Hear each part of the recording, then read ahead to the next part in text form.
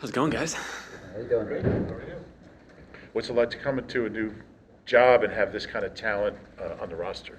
Yeah, it's been a really fun process. Through the whole process, you're kind of getting to know the personnel, and then just the way Howie's obviously handled this offseason has been phenomenal. Just the pieces we've added to complement the pieces that are already in place. I think it's been a phenomenal setup. We're really, really excited about it.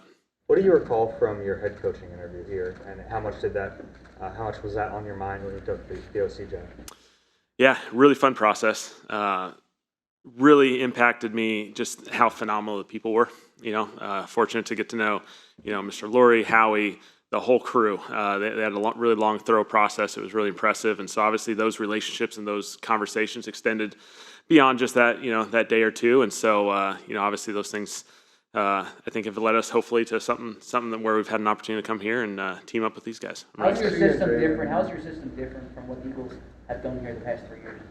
Yeah, I think everyone's got their different flavor from a systematic approach. I think our real focus here as we've gone through this process is, we got a lot of good going on, and we can't lose the good in the reps that, Jalen and AJ have developed and Dallas has developed and this offensive line have developed, and how can we build off of those things and really connect the whole thing. And so that's been a really fun process. There'll be tweaks, there'll be changes. Everything's constantly evolving. That's part of this whole offseason program. I mean, we just got to our first week of actually being on the field with these guys. Once you get on the field, things just start evolving. And so that's really where we're at. We're at a really beginning level of this thing. We're really, really excited to go through this process with phase 3, get a little bit more field work. And then really when you get to training camps, when you can really hammer in the run game and the play action game and how all that stuff connects. What you talk about having outside ideas, he's talked about blending philosophies, finding someone who has other answers.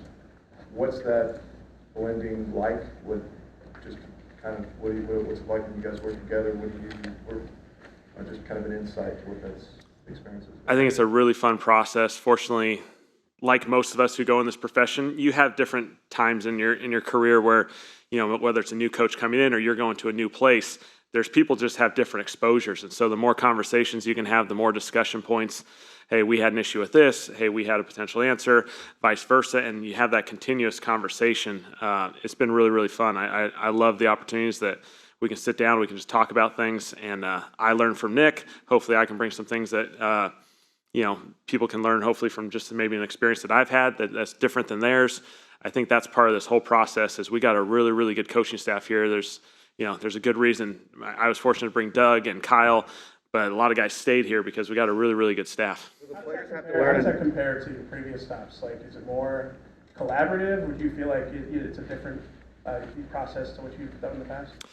Each stop is, really the big emphasis is on collaboration. And so whether it's, when I was fortunate to hop into as an OC role, we kind of kept the system in place and kind of made our little adjustments when Jason was our head coach. Mike came in Dallas. We were fortunate to kind of merge those two worlds together. It was a really fun process. And then going to LA last year, we had a similar thing where, try and keep some of the things that were in place, build off of that, and kind of build ultimately what our 2023 last year, and obviously this year our focus is really ultimately what do we want 2024 to look like, whether it comes from 23 or beyond, wherever it comes from, it comes from. You've been with your quarterbacks in your career so far.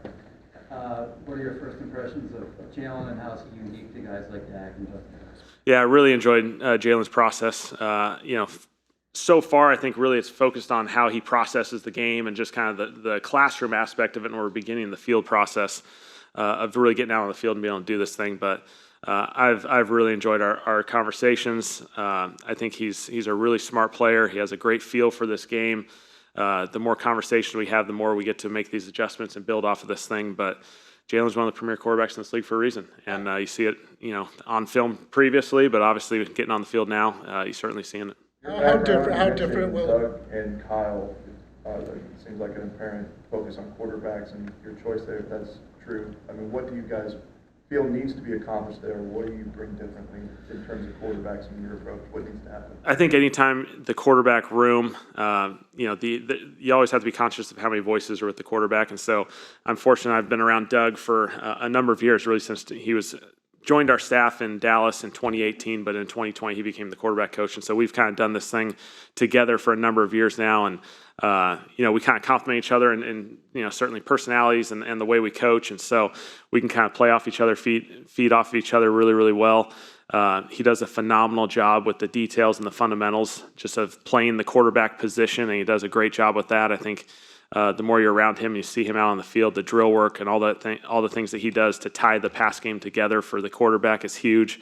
And it allows me to kind of stay in the scheme aspect of this thing, to be a little bit more on the philosophical side while still being able to overlap. And I think that's a critical aspect of this thing. With Kellen, with Jalen, what's How the different will it be? Sorry, how different will it be having a quarterback like Jalen who is such a threat in the run game as opposed to like the other quarterbacks that you've had in the past?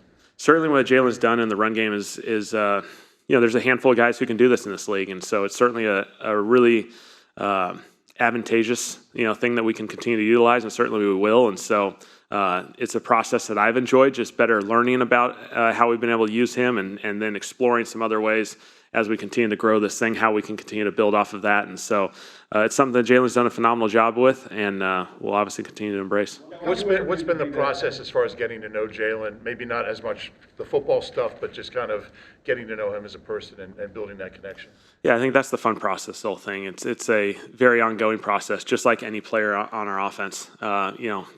Anyone who comes into a new environment, you're trying to connect with the guys as much as you can. And so I've really enjoyed that process, even if it's a 30-second, 1-minute conversation heading out to the field, all the different things. What you quickly realize is, from Mr. Lurie to Howie to Nick, this place has been built on some phenomenal people. And you quickly feel it just being around this building. It's a really special place, and so I've really enjoyed it. You interviewed to be, I guess, the head coach here in 2021. What did you learn about this organization through that process, and did you kind of rely on some of that information when it came time to accept this job? Yeah, at the end of the day, it was just a really awesome opportunity to meet the people and connect with them. Like I was saying earlier, with Howie, Mr. Lurie, everyone, a lot of this building was a part of that process, and so those relationships continue to grow. Even beyond that couple days that process went on, and so. It's been really good. You quickly realize how special the people are here. It's a really good organization. There's guys here who've been here for a number of years for a really good reason. And so you quickly felt that, and, it's continued certainly up to today. Jalen and the players learning a new terminology. Terminology, plays are plays, words are words. I think it's a combination of things that we can build off of. Hey, if everyone understands a play and it makes sense, let's keep things in place. That's not that complicated. We're continuing to evolve the system to make sure that the language ties together, that the communication can be clean, and whether that word comes from Philadelphia, Los Angeles, or somewhere in between, we're building that as we go. So does it come from Philadelphia, Los Angeles, or somewhere in between? All three. As a player and as a coach, you've played with and coached high-profile offensive talent. How do you make sure everyone is involved and happy, for lack of a better term, we have so many weapons on offense?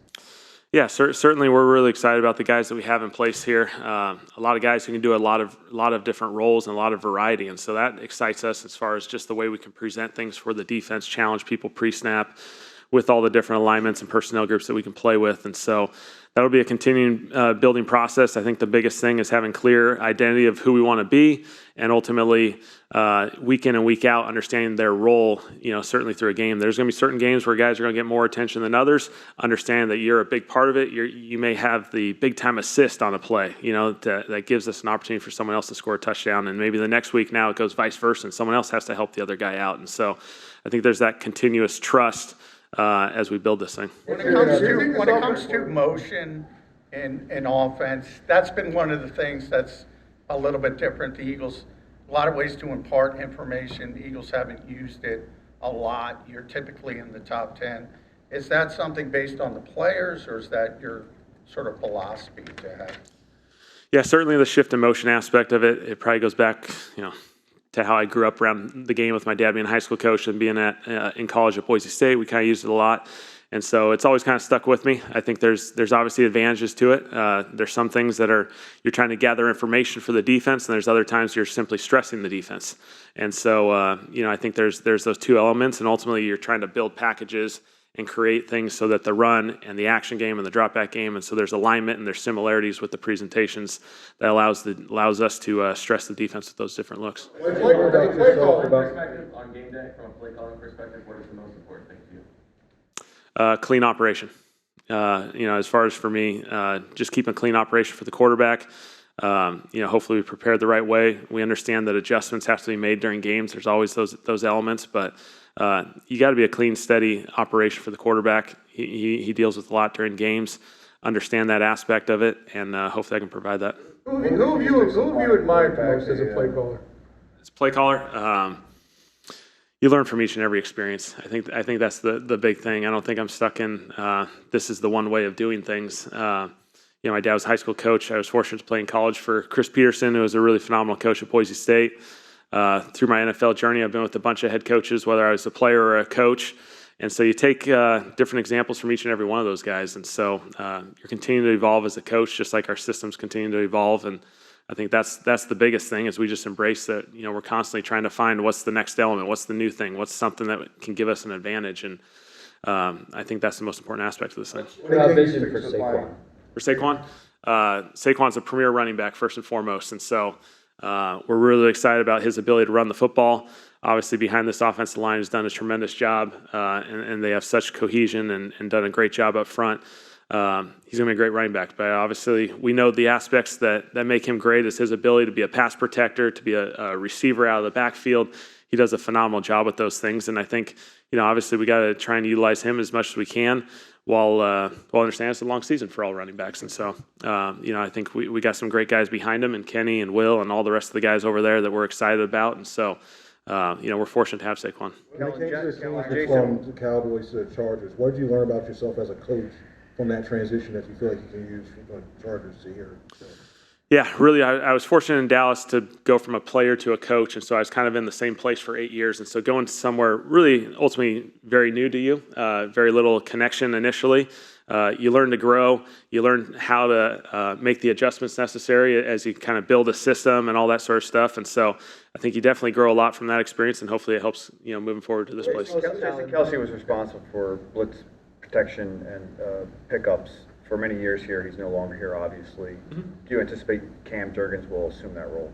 Yeah, I think it's a similar process as far as Cam, but obviously you're continuing to evolve that system. I think the biggest thing is that'll take the whole offseason and even through the season is continuing to utilize the offensive line has a great perspective, the quarterback has a great perspective, and ultimately those guys have to be aligned and on the same page. And so really excited about just getting on the field with these guys and really building that system and understand what tools we have in the toolbox, continue to have those conversations where we can have the answers necessary to handle the different challenges that defenses present. What are the most challenging? What are the keys to supplying quarterbacks answers against pressure? Yeah, I think it's just having a clean toolbox. There's a lot of different things we can do, but just making sure it's clean, effective, and as you build it, you got to continue to evolve. And so that, 1 week, maybe your answer is a certain play, and then maybe the next week you got to make the adjustment off of that. And so that's, I think, the continuous evolution through the season. There's going to be different challenges each and every week. We're going to walk into a room and deal with the blitz protection, and we're going to look at it, and there's going to be a couple challenges each and every week. That's what these defenses do. They're really good. They scheme you up. They give you a lot of challenges, and so you're continuing to find, okay, what's the next tool that we can use? What's the next tool that we can use while still keeping it clean for the quarterback so that he knows exactly what he needs and he can handle it accordingly. What have you found to be the most challenging elements of blending offensive philosophies? It's a great question. I think it's really just comes down to just making sure the language is consistent. I think that's the biggest process that, when maybe you make an adjustment with the language, as funny as this may sound, making sure it doesn't fall into an issue down the line and something else, whether you make an adjustment to a pass play and maybe the words now, associated to a screen and vice versa. There's just some language stuff that you're continuing to make sure we just keep it really clean for these players so they can play fast, know exactly what we want to accomplish each and every play, and so they can just go for it. So to follow up, it sounds like you're keeping some language.